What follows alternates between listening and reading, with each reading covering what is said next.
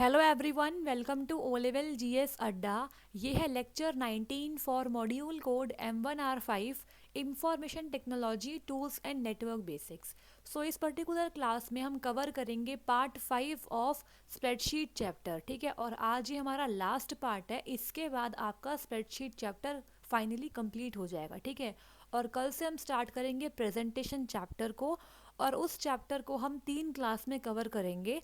और 28 तक उसे पूरा करने के बाद हम क्या करने वाले हैं, जो आपके बाकी बचे हुए 4 चैप्टर्स हैं उसमें से मैंने सारे इम्पॉर्टेंट टॉपिक्स देख लिए हैं और उन पर हम डिस्कशन करेंगे। और उसके साथ साथ हम हर एक मॉड्यूल के लिए एक्सपेक्टेड क्वेश्चन एंड आंसर्स देखेंगे। ठीक है, जिससे कि आपके एग्जामिनेशन की तैयारी प्रॉपर तरीके से हो पाएगी। ठीक है, और 28 से ही मैंने बताया था आपको कि आईओटी और पाइथन प्रोग्रामिंग लैंग्वेज के लिए 10 डेज 10 टॉपिक्स की एक सीरीज स्टार्ट हो जाएगी। ठीक है, और M2R5 तो आपका कंप्लीट होने ही वाला है। ठीक है, विद इन 2-3 डेज वो कंप्लीट हो जाएगा पूरी तरीके से। ठीक है, तो स्टार्ट करते हैं आज की क्लास।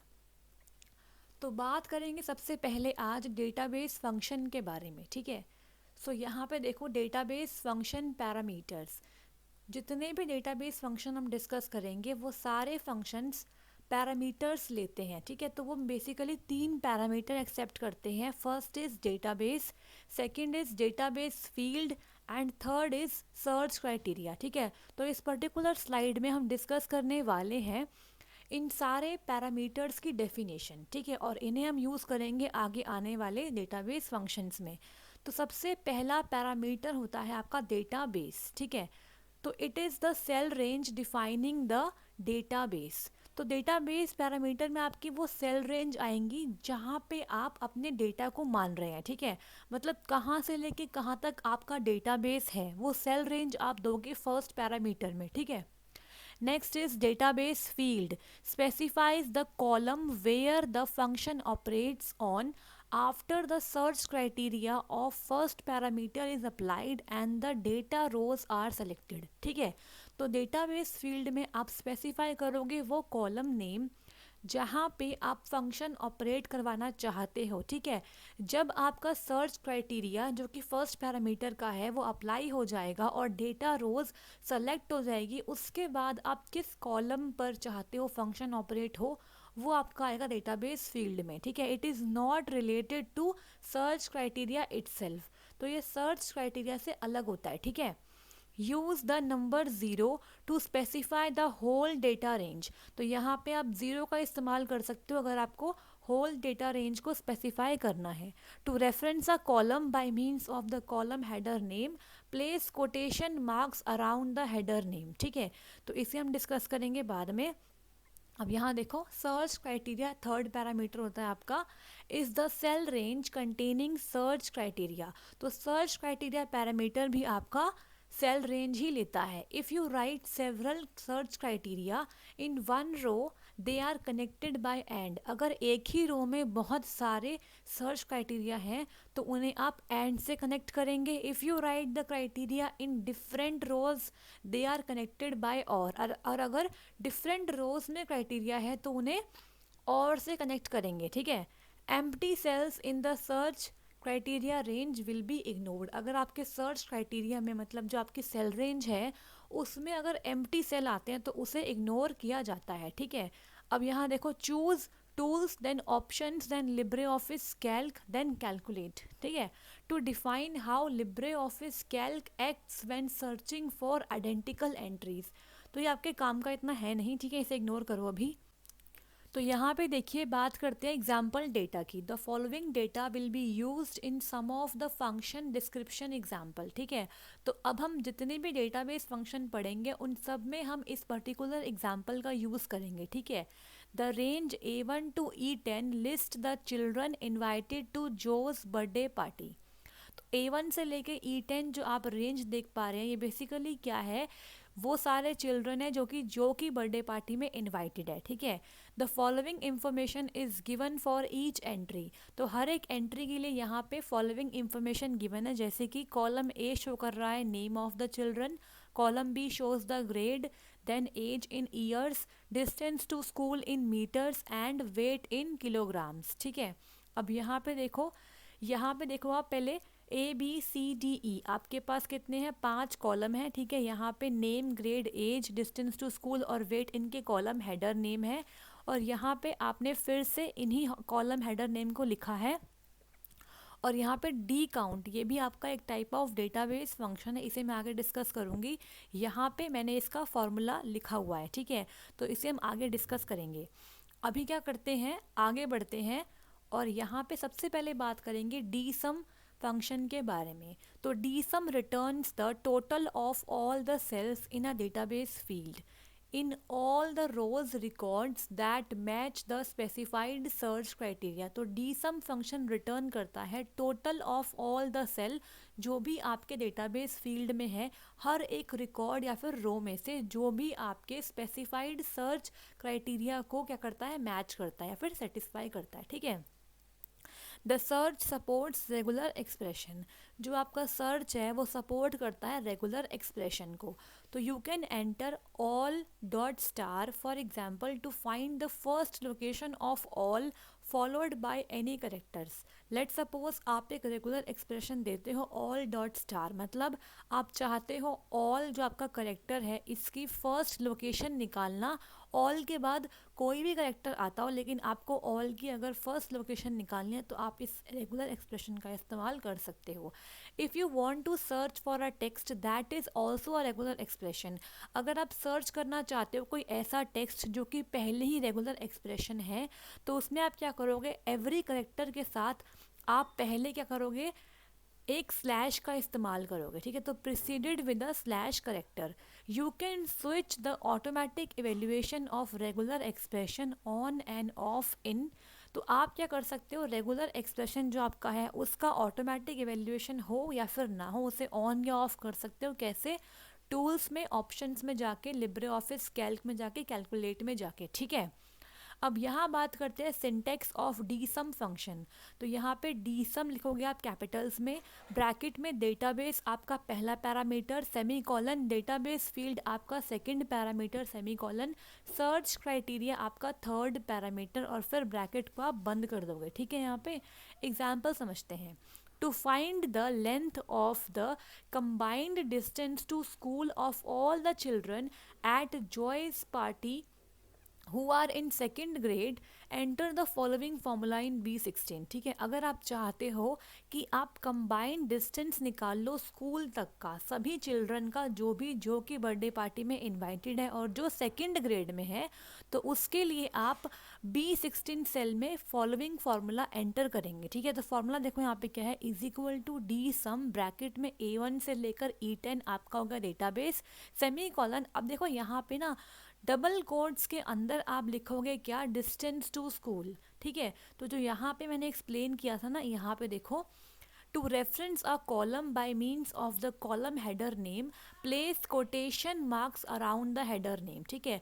तो कॉलम को अगर आप रेफरेंस करना चाहते हो उसके हेडर नेम से, तो आप कोटेशन मार्क्स के अंदर हेडर नेम लिखोगे। क्लियर हो गया यहाँ पे।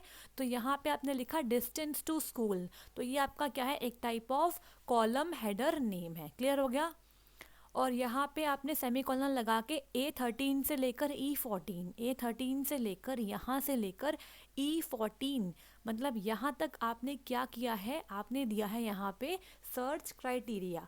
अब देखो यहाँ पे एंटर टू करोगे आप इन रो 14 अंडर ग्रेड, तो रो 14 में अंडर ग्रेड, ठीक है, यहाँ पे आप 2 एंटर करोगे, ठीक है, 2 एंटर करोगे आप यहाँ पे, तो ये बन जाएगा आपका सर्च क्राइटेरिया। इसके बाद क्या मिलेगा आपको, रिजल्ट मिलेगा क्या, द सम, आपके सामने सम होके आ जाएगा 1950 of the distances to school of all the children. तो जितने भी स्टूडेंट, जितने भी चिल्ड्रन आपके सेकंड ग्रेड में हैं, उन सारे चिल्ड्रन का जो डिस्टेंस है स्कूल तक का, उस सब का सम आपको मिलेगा 1950, ठीक है। तो इस तरीके से आपने डी सम फंक्शन का यूज़ कर लिया। आई होप सो आपको समझ में आ रहा होगा। आगे बढ़े और बात करेंगे डीमिन फंक्शन के बारे में।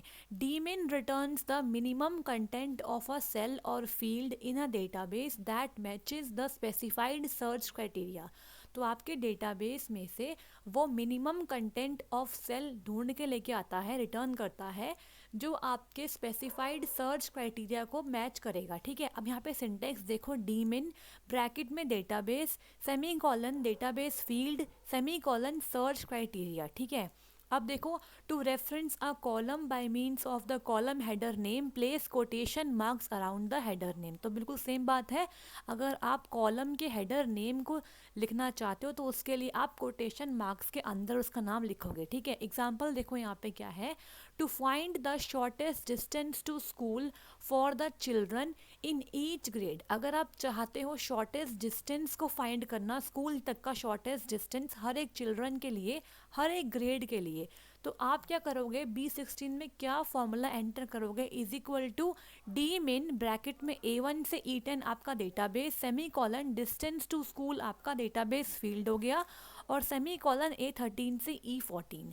अब क्या करोगे आप, रो नंबर 14 में अंडर ग्रेड आप एंटर करोगे 1 2 3 एंड सो ऑन। ठीक है, वन आफ्टर द अनदर, तो आप पहले 1 एंटर करोगे, फिर 2, फिर 3 एंड सो ऑन आप करते जाओगे, और shortest distance to school for each grade appears. तो हर एक ग्रेड के लिए आपको मिल जाएगा शॉर्टेस्ट डिस्टेंस। ठीक है, हर एक ग्रेड के लिए शॉर्टेस्ट डिस्टेंस आपको वहाँ पे मिल जाएगा। ठीक है, तो इस तरीके से डीमिन फंक्शन आपका काम करता है। ठीक है, अब नेक्स्ट बात करेंगे डीमैक्स फंक्शन के बारे में।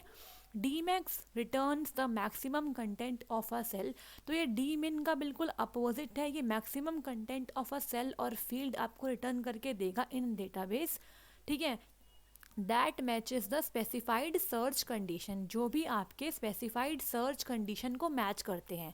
सिंटेक्स देखो यहाँ पे, डी मैक्स ब्रैकेट में database semi colon database field semi colon search criteria. ठीक है, अब यहाँ देखो ये सेम बात है बिल्कुल। एग्जाम्पल देखो, to find out how much the heaviest child in each grade weighed in above example. ठीक है, अगर आपको फाइंड आउट करना है how much the heaviest child in each grade weighed, मतलब हर एक ग्रेड में कौन सा बच्चा हैवीएस्ट है, मतलब वेट में। ठीक है, आपको ये फाइंड आउट करना है, तो आप B16 में क्या लिखेंगे, is equal to D max A1 से E10 सेमी कॉलन वेट आपका हो गया क्या, डेटाबेस फील्ड मतलब आपका कॉलम हेडर नेम, और सेमी कॉलन A13 से E14। अब क्या करेंगे आप, अंडर ग्रेड, अब यहाँ पे क्या करोगे, एंटर करोगे 1 2 3 and so on, one after the other. After entering a grade number the weight of the heaviest child in that grade appears. तो जैसे ही आप ग्रेड नंबर डालोगे, उस ग्रेड में कौन सा चिल्ड्रन हैवीएस्ट है उसका आप वहाँ पे देख पाओगे। ठीक है, उसका वेट आप वहाँ पे देख पाओगे। ठीक है, मतलब कौन सा वेट सबसे ज़्यादा हैवीएस्ट है उस पर्टिकुलर ग्रेड में आप वहाँ पे देख पाओगे। ठीक है, तो इस तरीके से आप डीमैक्स फंक्शन का इस्तेमाल करोगे अपने डेटा के साथ। नेक्स्ट देखिए डी काउंट। तो DCOUNT counts the number of rows और records in a database that matches the specified search criteria and contain numerical values. ठीक है, तो डी काउंट क्या करेगा, काउंट करेगा आपके नंबर ऑफ रोज या फिर रिकॉर्ड्स को आपके डेटाबेस में, जो आपके स्पेसिफाइड सर्च क्राइटेरिया को मैच करेगा और जो न्यूमेरिकल वैल्यू कंटेन करेगा। ठीक है, तो सिंटेक्स बिल्कुल सेम है, डी काउंट ब्रैकेट में database semi colon database field और सेमी कॉलन सर्च क्राइटेरिया। ठीक है, अब यहाँ देखिए क्या है, for the database field parameter you can enter a cell to specify a column or enter the number 0 for the entire database. ठीक है, तो यहाँ पे आप कॉलम हेडर का नाम भी डाल सकते हैं या फिर आप डाल सकते हो 0। अगर आपको इंटायर डेटाबेस को एंटर करवाना है तो यहाँ पे आप 0 भी डाल सकते हो। The parameter can not be empty. ठीक है, पैरामीटर कभी भी एम्प्टी नहीं होगा।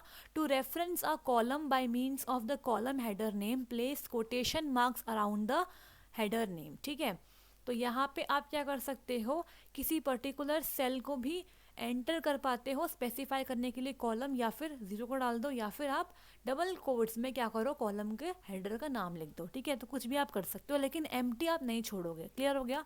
एग्जाम्पल देखो यहाँ पे, in the example above we want to know how many children have to travel more than 600 metres to school.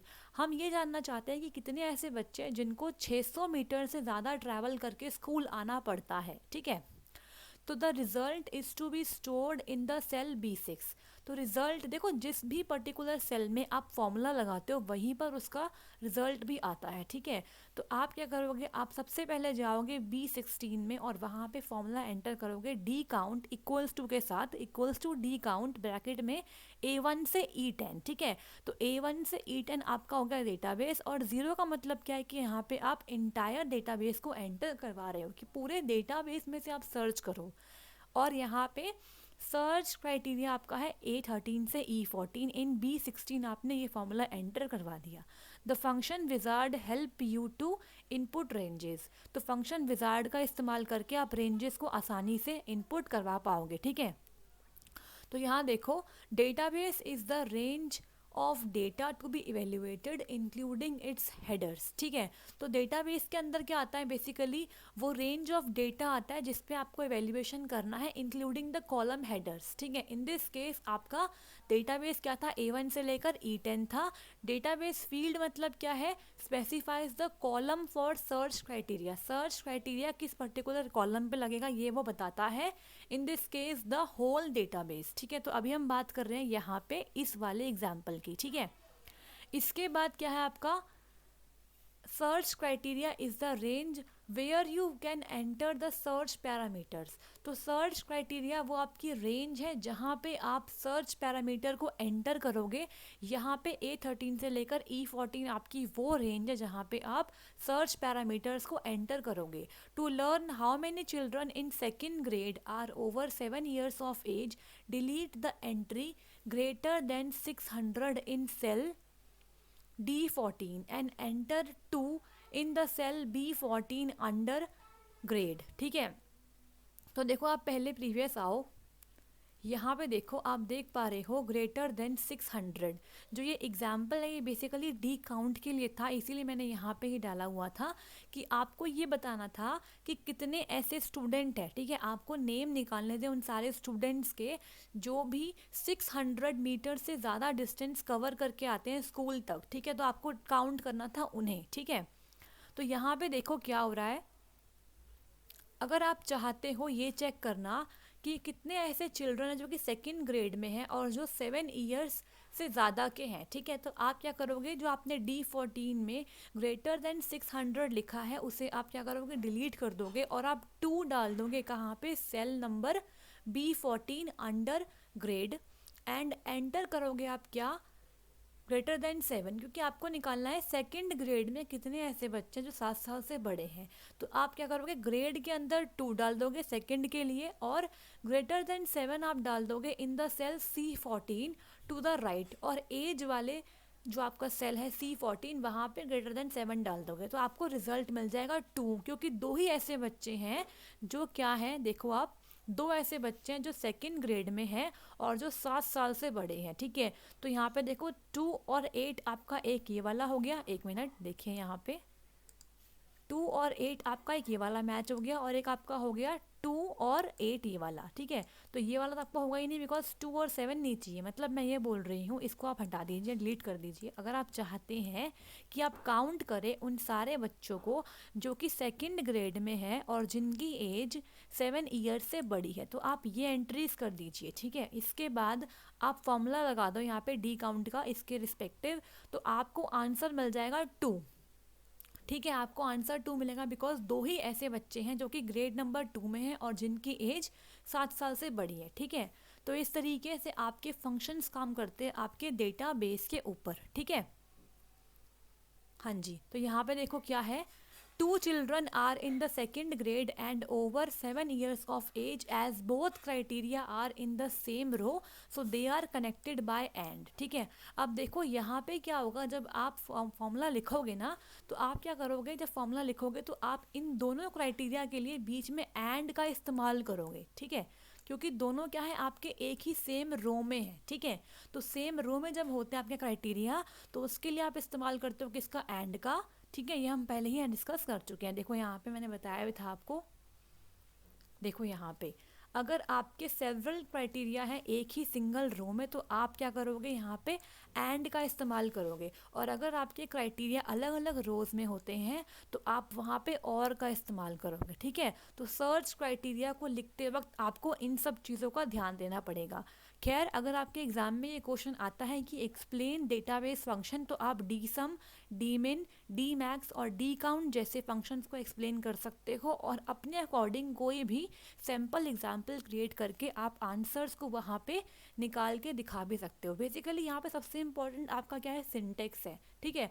और अगर आप एग्जाम्पल दोगे तो आपको वहाँ पे कंटेंट और लिखने को मिल जाएगा, ठीक है, थ्योरी क्वेश्चन में। क्लियर हो गया। अब यहाँ पे आपका एक और फंक्शन बच गया है डी काउंट ए, इसे भी देख लेते हैं। D count A counts the number of rows और records in a database that match the specified search condition and contain numeric or alphanumeric values, ठीक है। तो यहाँ पे फ़र्क क्या है डी काउंट और डी काउंट ए में, ये भी काउंट ही करता है नंबर ऑफ रोज और रिकॉर्ड्स को आपके डेटाबेस में जो कि स्पेसिफाइड सर्च कंडीशन को मैच करे, लेकिन यहाँ पे न्यूमेरिक और साथ साथ अल्फा न्यूमेरिक वैल्यूज़ दोनों का यहाँ पे क्या है, यहाँ पे अलाउ है दोनों, ठीक है। यहाँ पे देखो ए मतलब आप मान लो अल्फा न्यूमेरिक भी यहाँ पे अलाउड है। तो यहाँ पे देखो सिंटेक्स क्या है, डी काउंट ए ब्रैकेट में database semicolon database field semicolon search criteria to reference a column, ये बिल्कुल सेम लाइन है, ठीक है। एग्जाम्पल देखो यहाँ पे, in the example above you can search the number of children whose name starts with N E or a subsequent letter, edit the formula to read. अगर आपको अपने एग्जाम्पल में सर्च करना है नंबर ऑफ स्टूडेंट जिनका नाम start होता है ई या फिर सब्सिक्वेंट लेटर से, ठीक है, तो ई से या तो ई हो या फिर ई से बड़े कोई जो भी लेटर है, एफ जी एच आई जे, उन सारे लेटर से किसी बच्चे का नाम शुरू हो और आपको उन सारे चिल्ड्रंस को अगर सर्च करना है तो उसके लिए आप B16 में फॉर्मूला को एडिट करोगे, equal to D count A bracket में A1 से E10 सेमीकोलन नेम आपका कॉलम होगा, सेमीकोलन A13 से E14, ठीक है। सो डिलीट करोगे आप पहले ओल्ड सर्च क्राइटेरिया को, उसके बाद एंटर करोगे greater than equal to E under the name column in A14, ठीक है। और आपको रिजल्ट मिल जाएगा क्या, 5 मिलेगा, ठीक है। 5 इज़ योर रिजल्ट, मतलब 5 ऐसे बच्चे हैं जिनका नाम ई से या फिर ई से बड़े लेटर से स्टार्ट है, मतलब ई से है, एफ से है, जी से है, ठीक है। एक बार देख भी लेते हैं कि 5 सही आ रहा है या फिर नहीं, ठीक है, वेरीफाई कर लेते हैं। तो देखो हमने बोला है ई या ई से सब्सिक्वेंट लेटर, तो देखो एक तो ई वाला हो गया, एक एफ वाला हो गया, एक जी हो गया, एक एच हो गया, एक आई हो गया, ठीक है। तो 1 2 3 4 5 ऐसे स्टूडेंट्स हैं जिनका नाम का जो लेटर है पहला वो ई या फिर ई से बड़ा कोई लेटर है, ठीक है।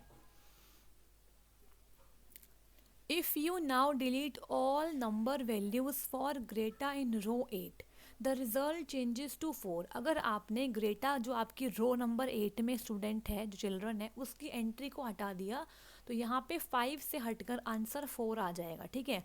Row 8 is no longer included in the count because it does not contain any values, ठीक है। तो जो रो नंबर 8 है अगर आपने उसको डिलीट कर दिया तो वो बन जाएगी एम्प्टी रो, तो वो इंक्लूड नहीं होगी आपके काउंट वाले फॉर्मूले के अंदर, ठीक है। तो इसका मतलब क्या हो जाएगा, the name Greta is text not a value. Clear हो गया, हाँ जी। तो यहाँ पे बेसिकली ये बोल रहा है वो, ठीक है। Note the database field parameter must point to a column that contains value. जो डेटाबेस फील्ड पैरामीटर है ना, वो पॉइंट करना चाहिए उस कॉलम को जो कि कंटेन करता है आपकी वैल्यूज़, ठीक है। जो वैल्यू कंटेन करता है उस वाले कॉलम को उसे पॉइंट करना चाहिए, ठीक है। तो आई होप सो आपको समझ में आ रहा होगा किस तरीके से आप काम कर रहे हैं यहाँ पे, ठीक है। तो यहाँ पे देखो नेम में आपके सारे अल्फ़ा न्यूमेरिक कैरेक्टर्स है तो उन्हें इसने काउंट किया है, ठीक है। तो नेम में आपके डी काउंट ए की हेल्प से आप नेम वाले कॉलम के जितने भी रोज थे उनको कैलकुलेट कर पाए, लेकिन अगर आप डी काउंट लगाते हो तो आप उसे नहीं कर पाते बिकॉज डी काउंट में सिर्फ और सिर्फ नंबर चाहिए होते हैं, करेक्टर्स पे वो वर्क नहीं करता, ठीक है। तो आई होप सो आपको सारे डेटाबेस फंक्शन समझ में आ गए होंगे। किसी भी फंक्शन में कोई डाउट आ रहा है तो कमेंट बॉक्स में जाके आपको सिर्फ कमेंट छोड़ना है, वहाँ पे आपको रिप्लाई मिल जाएगा, ठीक है। या तो मैं रिप्लाई दे दूँगी या फिर कोई और रिप्लाई दे देगा, ठीक है। एक बार मेरे ख्याल से आप इस वाले टेबल को कंप्लीट नहीं देख पा रहे होंगे, शायद मैंने ज़्यादा जूम कर दिया, तो यहाँ पे देखो मैंने थोड़ा जूम आउट किया है, तो शायद अब आप देख पाओ किस तरीके से हमारा एग्जाम्पल डेटा का टेबल था, ठीक है। यहाँ पे डी काउंट आप पहले नहीं देख पा रहे होंगे लेकिन शायद अब आपको दिख रहा होगा, ठीक है। तो इस तरीके से ये टेबल था आपका और इस तरीके से हमने डी सम, डी मिन, डी मैक्स, डी काउंट और डी काउंट ए को कंप्लीट कर लिया, ठीक है। तो आई होप सो आपको यहाँ तक सब कुछ क्लियर है, ठीक है। इसके आगे बढ़ेंगे और डिस्कस करेंगे नेक्स्ट टॉपिक को, ओके। तो अगर आपको ये क्लास पसंद आई तो प्लीज़ लाइक कीजिए इस क्लास को, शेयर कीजिए अपने फ्रेंड्स के साथ और सब्सक्राइब कीजिए ओ लेवल जीएस अड्डा यूट्यूब चैनल को। और आगे आने वाले सारे वीडियोस के लिए आप बेल आइकन को हिट कर लीजिए, ठीक है। टेलीग्राम पे हमसे जुड़ने के लिए आप इस दिए गए लिंक पे विजिट करें और ये लिंक आपको मिल जाएगा डिस्क्रिप्शन बॉक्स में भी, ठीक है जी। तो यहाँ पे आप आगे बढ़ते हैं, ठीक है। तो देखो नेक्स्ट बात करते हैं यहाँ पे व्हाट इफ एनालिसिस टूल के बारे में। और व्हाट इफ एनालिसिस टूल है आपका गोल सीक, ठीक है। So usually you create a formula to calculate a result based upon existing data. तो लिब्रे ऑफिस कैल्क में क्या होता है, हम लोग क्रिएट करते हैं फॉर्मूला को एक रिजल्ट कैलकुलेट करने के लिए, ठीक है। और आप फॉर्मूला अप्लाई करते हो अपने एग्जिस्टिंग डेटा पे, ठीक है। LibreOffice Calc includes tools to help you experiment and answer questions with your data.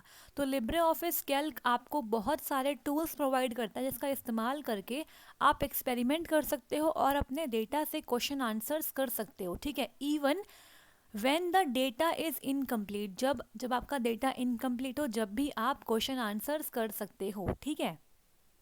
तो यहाँ देखो, in this you will learn how to use a what if analysis tool called goal seek. तो अब आप क्या करने वाले हो, लर्न करने वाले हो यहाँ पे व्हाट इफ एनालिसिस टूल मतलब गोल सीक को, ठीक है। तो यहाँ देखिए व्हाट इज गोल सीक क्या है इसे समझते हैं यहाँ पे। Let's examine a simple example, ठीक है। तो सिंपल एग्जाम्पल के हेल्प से हम समझेंगे गोल सीक को। A student tracks his final exam grades in school using a spreadsheet shown in the image below, ठीक है। तो मान लो एक स्टूडेंट है जो अपने फाइनल एग्ज़ाम के ग्रेड्स को ट्रैक कर रहा है, ठीक है। और यहाँ पे आपके सामने एक स्प्रेडशीट है जिसके अंदर उसके फाइनल एग्ज़ाम के ग्रेड्स हैं अलॉन्ग विद द सब्जेक्ट, ठीक है। So far he has received all the grades for each subject except the one marked with a question mark। तो अभी तक उसको सारे सब्जेक्ट के लिए ग्रेड्स मिल चुके हैं, बस उसे एक ही सब्जेक्ट के लिए ग्रेड नहीं मिले हैं और वो आपका है इंफॉर्मेशन टेक्नोलॉजी। सो इस सब्जेक्ट के लिए उसे ग्रेड नहीं मिले और यहाँ पे क्वेश्चन मार्क दिया हुआ है, तो आप देख पा रहे हो ये क्वेश्चन मार्क, ठीक है। तो इस तरीके से उसकी स्प्रेडशीट है, ठीक है। और यहाँ पे उसने एवरेज ग्रेड निकाला तो उसका आया 62.29, ठीक है। आगे बढ़े, यहाँ देखो क्या है, currently the average grade is 62। अगर मैं इसको राउंड ऑफ कर दूँ तो यहाँ पे 62 इसका ग्रेड बन रहा है, ठीक है। यहाँ पे एवरेज ग्रेड इसका 62 बन रहा है। But he needs at least 65 to pass the class. लेकिन उसको कम से कम 65 चाहिए क्लास को पास करने के लिए, ठीक है। What is the minimum score he must achieve in the information technology exam in order to pass the class. तो यहाँ पे फाइंड आउट क्या करना है कि वो आईटी एग्ज़ाम में कितना मिनिमम स्कोर करे कि वो इस क्लास में पास हो जाए, ठीक है। तो इसको आपको फाइंड आउट करना है। लेट्स सपोज ये क्वेश्चन है आपका। So instead of manually trying random values, तो यहाँ पे आप मैनुअली बैठ के अगर ट्राई करोगे रैंडम वैल्यूज़ को तो यहाँ पे बहुत कॉम्प्लिकेटेड टास्क बन जाएगा। तो इसके बजाय आप यूज़ कर लो गोल सीक को to find out what grade he needs on the final exam to pass. ये फाइंड करने के लिए कि आप क्या ग्रेड लेके आओ कि आपका फाइनल एग्ज़ाम फाइनली पास हो जाए, ठीक है। तो यहाँ पे बात करेंगे गोल सीक को आप किस तरीके से यूज़ करने वाले हो, ठीक है। तो यहाँ देखो, गोल सीक टूल नीड 3 पैरामीटर्स। तो गोल सीक टूल को यूज़ करने के लिए आपको 3 पैरामीटर्स को यूज़ करना रहता है, ठीक है। First is the formula cell. This is the cell contains the formula we want to resolve. तो इस सेल में आता है फॉर्मूला, ठीक है, जिस पर्टिकुलर फॉर्मूला के लिए आप चाहते हो रिजॉल्व करना, ठीक है, अपनी क्वेरी को, उसका जो भी सेल है वो यहाँ पे आएगा, ठीक है।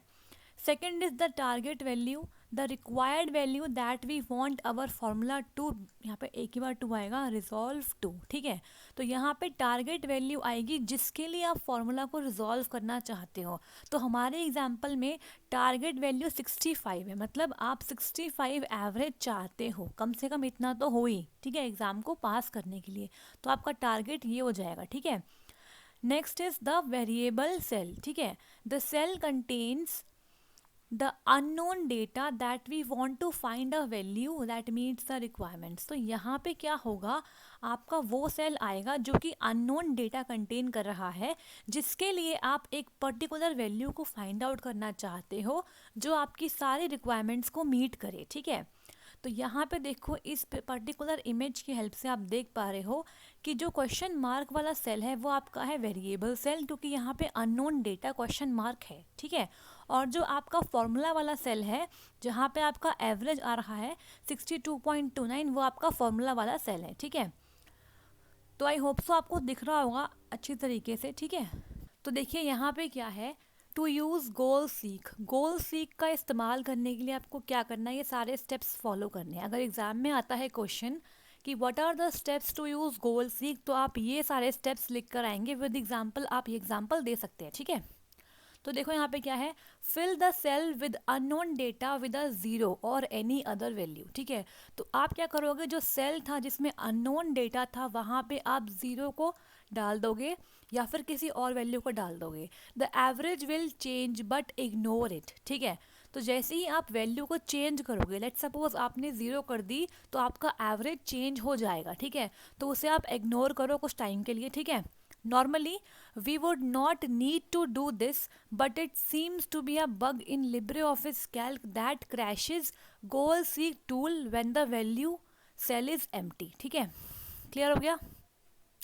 तो देखो नॉर्मली ऐसा हम नहीं करते, लेकिन लिब्रे ऑफिस कैल्क में ये बग माना जाएगा अगर आपके जो सेल में कोई एम्प्टी वैल्यू हुई तो। ठीक है, तो आपका गोल सीक टूल काम नहीं करेगा, इसलिए ऐसा करते हैं हम। ठीक है, तो स्टेप नंबर 2 देखो, select the cell containing the formula. आपको वो वाला सेल करना है सेलेक्ट जिसमें फॉर्मूला है। तो हमारे एग्जाम्पल में क्या है, आपका फॉर्मूला कहाँ है, एवरेज वाले यहाँ पे है। ठीक है, यहाँ पे है ना, आपने एवरेज के लिए फॉर्मूला लगाया होगा यहाँ पे। तो एवरेज ग्रेड वाला जो आपका सेल है वो आपका क्या है, वो सेल है जहाँ पे फॉर्मूला है। ठीक है, एंड उसके बाद आप क्या करोगे, चूज़ करोगे टूल्स में जाकर गोल सीक। ठीक है, फ्रॉम द मेन मेन्यू। तो स्टेप नंबर 2 में आपने सबसे पहले सेलेक्ट किया वो वाला सेल जहाँ पे फॉर्मूला है, उसके बाद आपने टूल्स में जाके, मेन मेन्यू में टूल्स होता है, वहाँ पे जाके आपने गोल सीक को सेलेक्ट कर लिया। ठीक है, अब देखो स्टेप नंबर 3 क्या है, in the goal seek dialog window fill in the parameters. ठीक है, तो वहाँ पे आप गोल सीक डायलॉग विंडो में सारे पैरामीटर्स को फिल करेंगे।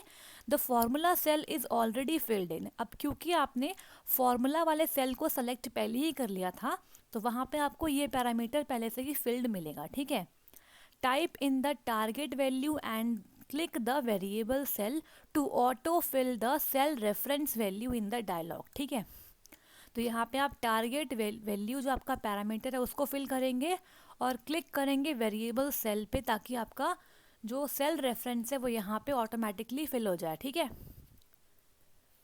अब देखो यहाँ पे क्या है, ये आपका क्या था, गोल सीक का डायलॉग बॉक्स है। ठीक है, तो यहाँ पे डिफ़ॉल्ट सेटिंग में देखो फॉर्मूला सेल तो आपको दिख रहा होगा अपने आप ही फिल्ड है। ठीक है, टारगेट वैल्यू आपने 65 सेट कर दी, बिकॉज आप चाहते हो कि आपका एवरेज 65 आए उस क्लास को पास करने के लिए। ठीक है, और यहाँ पे आपको वेरिएबल सेल को सेलेक्ट करना पड़ेगा जिससे कि उसका सेल रेफरेंस ऑटोमेटिकली यहाँ पे ऑटोफिल हो जाए। ठीक है, अब स्टेप नंबर 4 देख लो, goal seek now calculates and displays the result in another popup dialog. ठीक है, इसके बाद क्या होगा, आप क्लिक कर दोगे ओके पे, तो एक और आपके सामने डायलॉग बॉक्स पॉपअप होके आ जाएगा। Choose yes to insert the result to the variable cell. तो देखो यहाँ पे आप अपना रिजल्ट देख पा रहे हो, तो गोल सीक सक्सीडेड, रिजल्ट इज़ 84। तो इसके अकॉर्डिंग क्या है, 84 आपके मिनिमम मार्क्स हैं जो आपको आईटी सब्जेक्ट में लाने होंगे, जिससे कि आपका क्या हो जाएगा, पेपर क्लियर हो जाएगा ये वाला, और आप क्लास को पास कर लेंगे। मतलब जो आपका एवरेज 65 था वो मेंटेन हो जाएगा। ठीक है, तो यहाँ पे पूछेगा आपसे insert the result into variable cell. जो आपका वेरिएबल सेल था जहाँ पे आपने ज़ीरो डाला हुआ था, उसको आप चेंज करके 84 करना चाहते हैं, तो आप चाहते हैं जो ये रिजल्ट आया है ये इंसर्ट हो जाए इस सेल में, तो आप यहाँ पे येस या नो कर देंगे। ठीक है, तो येस करेंगे तो आपकी वैल्यू इंसर्ट हो जाएगी, और नो करोगे तो आपका गोल सीक जो भी था वो हट जाएगा, ठीक है। तो यहाँ देखो, अगर आपने येस करा तो क्या हुआ, now the student knows that he must achieve a grade 84 और greater in the IT exam in order to pass the course. ठीक है, तो यहाँ पे उस स्टूडेंट को समझ में आ गया कि उसे कम से कम 84 या 84 से ज़्यादा ग्रेड लाने होंगे आईटी एग्ज़ाम में, ताकि वो इस क्लास को पास कर पाए। ठीक है, तो यहाँ पे देखो, आप देख पा रहे हो आपका रिजल्ट इंसर्ट हो गया है। ठीक है, तो इस तरीके से आप गोल सीक का इस्तेमाल करके किसी भी वैल्यू को फाइंड आउट कर सकते हो। ठीक है, आप क्वेश्चन कर सकते हो अपने डेटा से जो कि इनकम्प्लीट है। ठीक है, सो ऐसी कंडीशंस में हम गोल सीक का इस्तेमाल करते हैं और ये बहुत ही हेल्पफुल होता है। ठीक है, इसीलिए इसको बोलते हैं व्हाट इफ एनालिसिस। ठीक है, क्लियर हो गया? तो यहाँ पे आप सबके लिए इंफॉर्मेशन अवेलेबल है, paid video course is available. ठीक है, तो जो भी स्टूडेंट्स अभी भी module M3R5 Python programming language और module M4R5 internet of things IoT के लिए वीडियो कोर्स चाहते हैं वो ले सकते हैं, और उन्हें इसके साथ मिलेगा क्या, कंप्लीट ई नोट्स। ठीक है, तो यहाँ पे नंबर गिवन है, आप यहाँ पे कांटेक्ट करके बात कर सकते हैं। ठीक है, और सी प्रोग्रामिंग लैंग्वेज के लिए भी नोट्स अवेलेबल हैं, दोनों मीडियम में नोट्स मिलेंगे आपको। यहाँ पे आप इस नंबर पे कांटेक्ट करके बात कर सकते हैं। ठीक है, तो यहाँ पे बात करते हैं पाइवट टेबल्स के बारे में। Pivot tables are one of the most powerful and useful tools in Calc. तो कैल्क में पाइवट टेबल्स एक बहुत इंपॉर्टेंट और बहुत पावरफुल टूल है जिसका इस्तेमाल बहुत जगह पे होता है। ठीक है, with this tool you can combine, compare and analyzing large amount of data easily। इस टूल का इस्तेमाल करके आप क्या कर पाएंगे, लार्ज अमाउंट डेटा को आप इजीली कंबाइन कर पाएंगे, कंपेयर कर पाएंगे एंड इवन एनालाइज कर पाएंगे। Using pivot tables you can view different summaries of the source data. तो पाइवट टेबल का इस्तेमाल करके आप सोर्स डेटा की डिफरेंट समरीज को देख पाएंगे। Display the details of the areas of interest, आप अपने अकॉर्डिंग जो आपका एरिया ऑफ इंटरेस्ट है उसकी डिटेल्स को डिस्प्ले कर सकते हैं और इवन रिपोर्ट को क्रिएट कर पाएंगे। ठीक है, अब देखिए, why use pivot tables, to better understand pivot tables let's examine an example. तो पाइवट टेबल्स को समझने के लिए हम यहाँ पे एग्जाम्पल की हेल्प लेते हैं।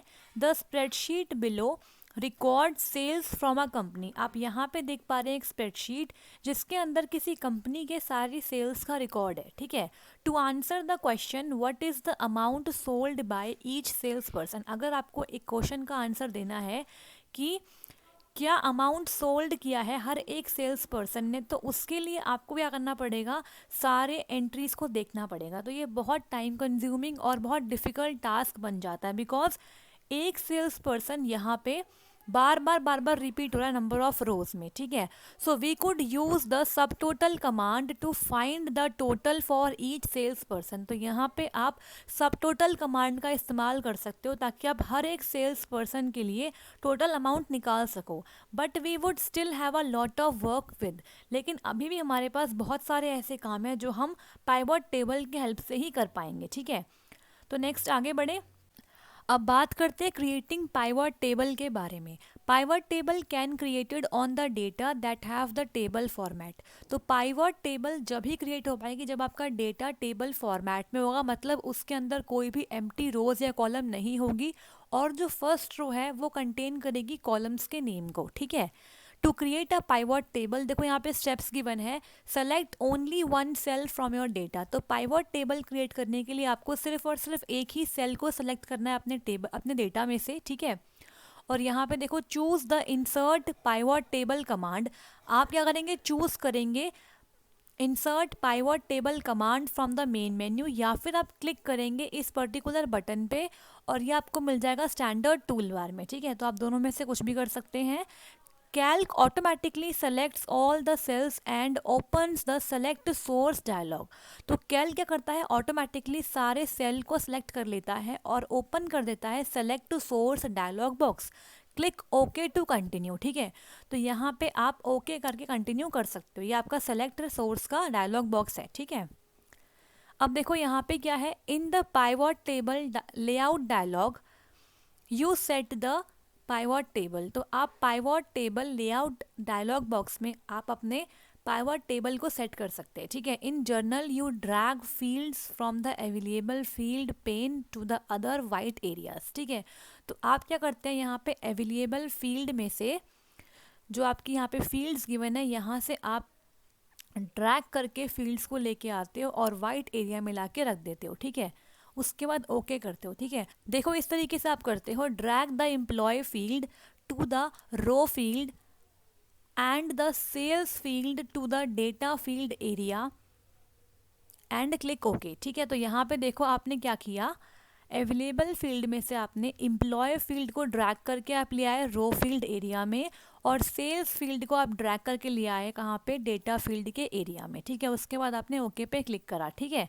The pivot table is created in a new sheet, तो न्यू शीट में आपका पाइवट टेबल क्रिएट हो गया इस तरीके से, ठीक है।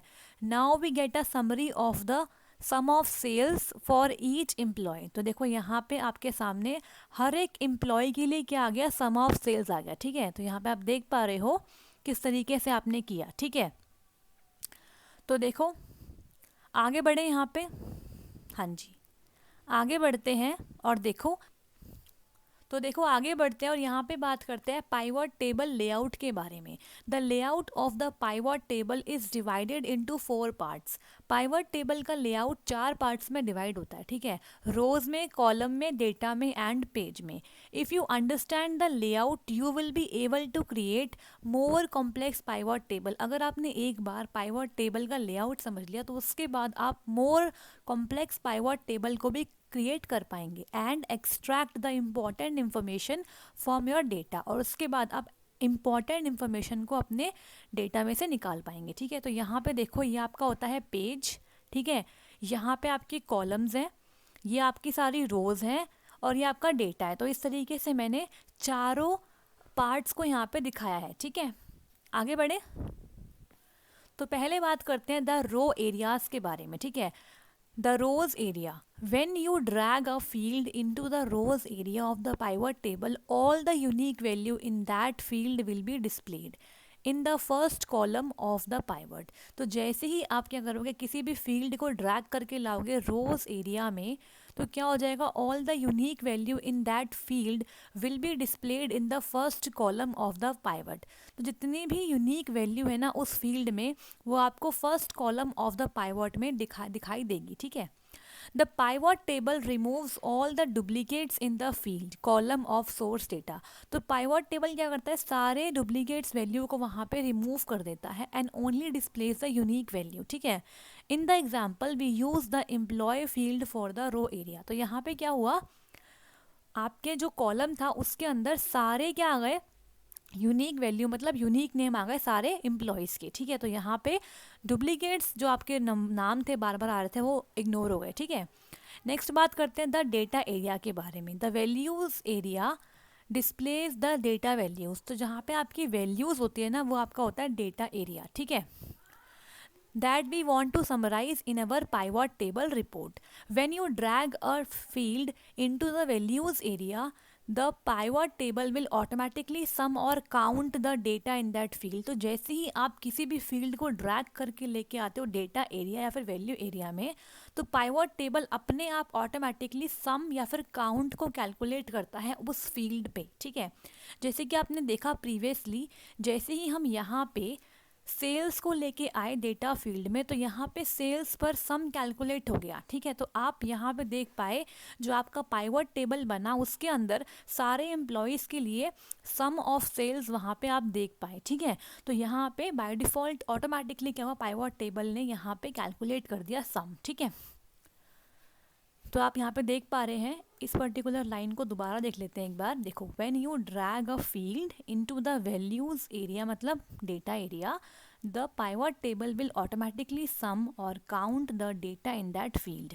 If the data in the field contain numbers, so then the sum will be calculate. अगर उस फील्ड में नंबर है तो आपका सम कैलकुलेट हो जाता है। लेकिन मान लो if the data contains text or blanks then the count will be calculated, ठीक है। तो अगर आपका वहाँ पर डेटा में टेक्स्ट और ब्लैंक है तो वहाँ पे काउंट कैलकुलेट होगा, मतलब कितना आपके काउंट है वो आ जाएंगे। अगर आपके नंबर्स है तो वहाँ पे सम आ जाएगा, ठीक है। अब बात करते हैं द कॉलम्स एरिया के बारे में। The columns area work just like the rows area. तो कॉलम एरिया आपके रोज एरिया की तरह काम करता है। It list the unique value of a field in the pivot table. तो ये क्या करता है, यूनिक वैल्यू जो होती है आपके फील्ड की उसे पाइवट टेबल में दिखा देता है, ठीक है। द ओनली डिफरेंस, यहाँ पे डिफरेंस देख लो कॉलम एरिया और रो एरिया में। The only difference is that it list the value across the top row of the pivot table. तो ये क्या करता है, जो आपके यूनिक वैल्यू है ना वो उसे लिस्ट करता है कहाँ पे, top row of the pivot table में। So in the example above we use the category field in the column area. तो अब नेक्स्ट देखो यहाँ पे page area, fields that are placed into the page field area appear in the result. तो जो field आपने page area में select करी थी ना वो कहाँ पे अपीयर होगी, वो अपीयर होगी आपके रिजल्ट में ड्रॉप डाउन लिस्ट के अंदर। The summary in your result takes only that part of your base data into account that you have selected. So in the example above we use the region field in the page field area, ठीक है। तो यहाँ पे आप drop down list देख पा रहे हो आपके रिजल्ट में, यहाँ पे देखो ये वाली, यहाँ पे आपका क्या आता है, पेज फील्ड आती है, ठीक है। तो आपने प्रीवियस एग्जाम्पल में रीजन फील्ड का इस्तेमाल किया था एज द पेज फील्ड, ठीक है। अब बात करते हैं एडिट अ पाइवट टेबल, किस तरीके से आप पाइवट टेबल को एडिट कर पाएंगे। The real value of pivot table is that they can quickly pivot or recognise your data allowing you to examine them in multiple ways, ठीक है। Pivoting data can help you answer different question and discover new trends and pattern. तो data को pivot करने का मतलब क्या होता है कि आप अपने अकॉर्डिंग अपने क्वेश्चंस का आंसर दे पाओ और नए नए ट्रेंड्स और पैटर्न्स को डिस्कवर कर पाओ और अपने डेटा को डिफरेंट वेज में एग्जामिन कर पाओ, ठीक है। तो अगर आपको एडिट करना है अपने पाइवट टेबल को तो उसके लिए क्या करोगे, आप राइट क्लिक करोगे anywhere inside the pivot table. तो आपके सामने ये खुल जाएगा context menu and select edit layout from the context menu, ठीक है। एडिट लेआउट पे आप क्लिक कर देंगे तो आप एडिट कर पाएंगे, ठीक है। The pivot table layout dialog window opens and allows you to delete, add or reorder fields in the layout, ठीक है। तो यहाँ पे आप देख पा रहे हैं क्या, आपका पाइवट टेबल लेआउट विंडो, यहाँ पे आप क्या कर सकते हो, फील्ड्स को डिलीट, ऐड या फिर रीऑर्डर भी कर सकते हो, ठीक है। तो इससे आपका लेआउट एडिट हो जाएगा। क्लियर हो गया। यहाँ पे देखो in our initial example we add the region field to the row area and the category field to the page area, ठीक है। तो यहाँ पे आपने ऐसे कर लिया, ठीक है। हाँ जी, तो यहाँ पे आपका लेआउट बदल गया, ठीक है। अब देखो delete a pivot table. To delete a pivot table click anywhere inside the pivot table and select delete from the context menu. तो यहाँ पे आप अगर डिलीट पे क्लिक करेंगे तो आपका पाइवट टेबल डिलीट भी हो जाएगा, ठीक है जी। तो आपको ये सारे पॉइंट्स याद रखने हैं और इस तरीके से एग्जाम में लिख के भी आने हैं, ठीक है। अब यहाँ पे बात करते हैं फाइनली पाइवट चार्ट के बारे में। तो देखो यहाँ पे a pivot chart is a chart with data range and data series of the pivot table. तो पाइवट टेबल का डेटा रेंज और डेटा सीरीज के साथ आप एक चार्ट बनाते हैं। चार्ट्स को हम पहले डिस्कस कर चुके हैं लेकिन यहाँ बात कर रहे हैं पाइवट चार्ट के बारे में, ठीक है। So different from static sized table where the number of rows and number of columns are constant, ठीक है।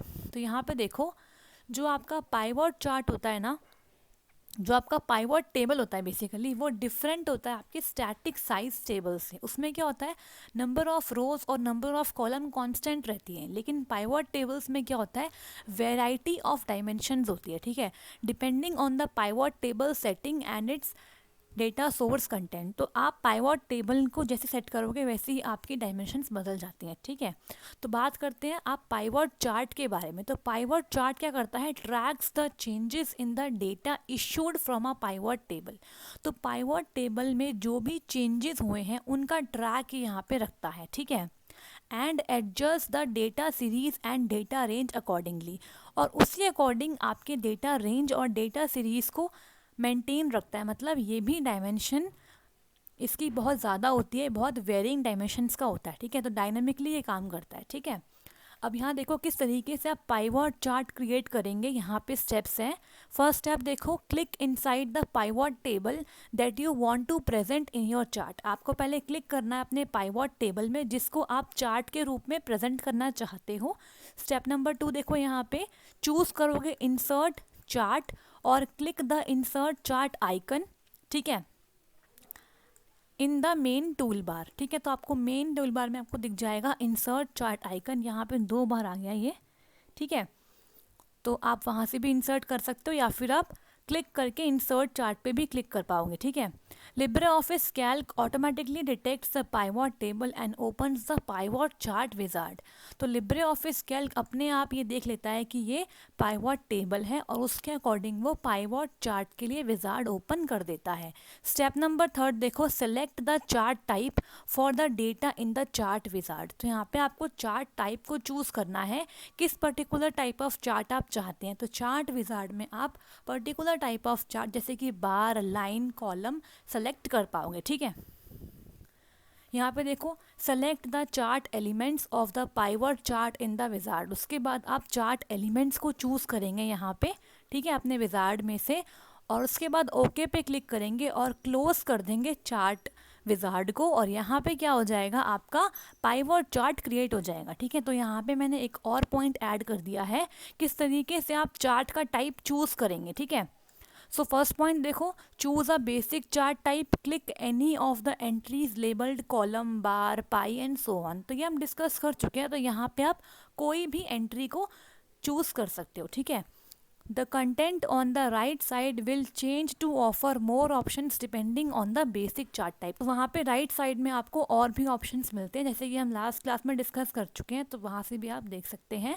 Optionally click any of the options while you change the settings in the wizard, watch the preview in the document to see the chart will look। तो वहाँ पे आपको preview मिलता है, आप preview देखिए कि आपका चार्ट कैसा लगेगा और आप वहाँ पे अपने अकॉर्डिंग सेटिंग को चेंज कर पाएंगे, ठीक है। Press shift plus F1 and point to control to see a extended help text, ठीक है। इसके बाद आप क्या करेंगे, click finish on any wizard page to close the wizard and create the chart using the current setting, ठीक है। Finish पे क्लिक करके आप क्या करेंगे, अपने विजार्ड को क्लोज करेंगे और क्लिक नेक्स्ट करेंगे to see the next wizard page, ठीक है। और click the entries on the left side of the wizard to go to that page, ठीक है। तो ये तो आप समझ रहे हो, सब इंपॉर्टेंट पॉइंट्स सारे आसान है, ठीक है। Click back to see the previous wizard page, back करके आप प्रीवियस विजार्ड पेज देख पाएंगे, नेक्स्ट करके आप नेक्स्ट विजार्ड पेज देख पाएंगे, और कैंसिल कर देंगे तो आप क्लोज कर देंगे विजार्ड को और चार्ट क्रिएट नहीं हो पाएगा, ठीक है। तो देखो यहाँ पे आप जो इंसर्ट चार्ट था इस पर्टिकुलर कमांड का यूज़ कर पा रहे थे, ठीक है। इस तरीके से आपको ये चार्ट का ऑप्शन मिल जाता है, ठीक है, बटन होता है ये वाला।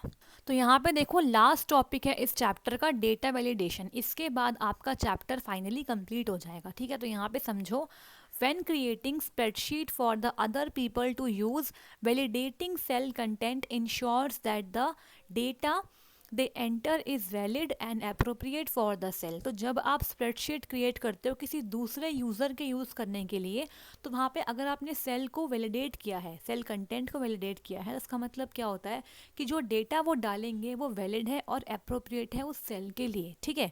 तो इस बात की आपको श्योरिटी मिल जाती है, ठीक है।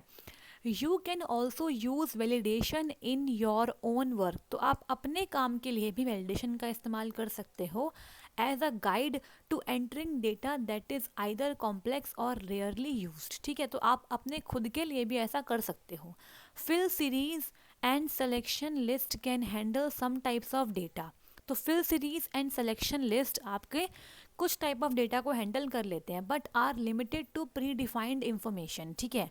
So to validate new data entered by a user, select a cell. अगर आपको जो डेटा यूज़र एंटर कर रहा है उसे वैलिडेट करना है, तो उसके लिए आप क्या करेंगे, आप जाएंगे कहाँ पे, डेटा में, then validity on the menu bar to define the type of content that can be entered in that cell. तो वहाँ पे आप डिफाइन करोगे कि किस टाइप का डेटा उस सेल में एंटर हो सकता है। फॉर एग्जाम्पल, अ सेल में require a date or a whole number with no alphabetic characters or decimal points or a cell may not be left empty. जैसे कि आपने डिफाइन किया कि एक सेल में डेट आएगी, ठीक है, तो यहाँ पे होल नंबर आएगा लेकिन कोई अल्फ़ाबेटिक कैरेक्टर्स नहीं आएगा, ठीक है, और डेसिमल पॉइंट नहीं आएंगे, ठीक है, और वो सेल भी एम्प्टी नहीं रहना चाहिए, ठीक है। तो इस टाइप से आप सेट कर सकते हो अपने सेल का कंटेंट, ठीक है। अब यहाँ देखो, depending on how validation is setup, ठीक है, validation can also define the range of the content that can be entered. तो किस तरीके से आपने वैलिडेशन सेटअप किया है उस तरीके से वहाँ पे रेंज ऑफ कंटेंट भी डिफाइन हो जाती है, ठीक है, कि क्या रेंज ऑफ कंटेंट आप एंटर कर पाते हो, ठीक है। Provided help messages explaining the content rules setup for the cell.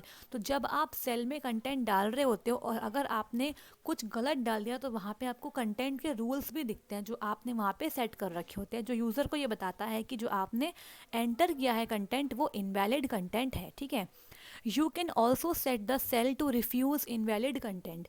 आप सेट कर सकते हो कि आपका सेल अपने आप ही इनवैलिड कंटेंट को रिफ्यूज़ कर दे, मतलब वो उसको एंटर करने ही ना दे, accept it with a warning, या फिर एक्सेप्ट करे आपके उस कंटेंट को वार्निंग के साथ, और start a macro when a error is entered, और अगर आपके कोई एरर आ गई है तो वहाँ पे मैक्रो स्टार्ट हो जाए, ठीक है।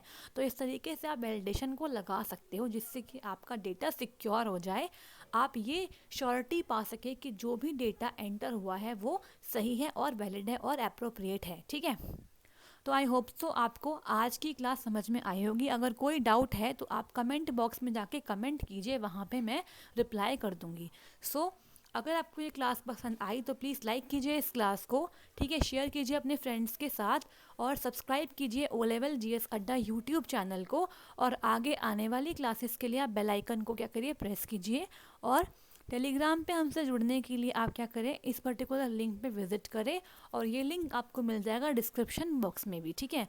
सो फाइनली आपका स्प्रेडशीट चैप्टर कंप्लीट हो गया है, ठीक है।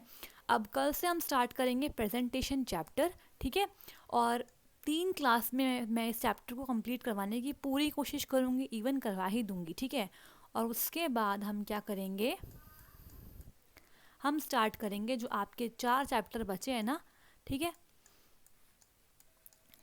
वो हम कंप्लीट करेंगे। तो विद इन 3 क्लासेस हम इस चैप्टर को कंप्लीट कर लेंगे, और फिर आपके 4 चैप्टर के इम्पॉर्टेंट टॉपिक्स हम स्टार्ट करेंगे, ठीक है। उसके साथ साथ हम क्या करने वाले हैं, एक्सपेक्टेड क्वेश्चंस को भी लेंगे, क्योंकि एग्ज़ाम बहुत ही पास है, तो आपको एक्सपेक्टेड क्वेश्चंस पे भी ध्यान देना है ताकि आपका कुछ भी रहे ना एग्ज़ाम के लिए, ठीक है।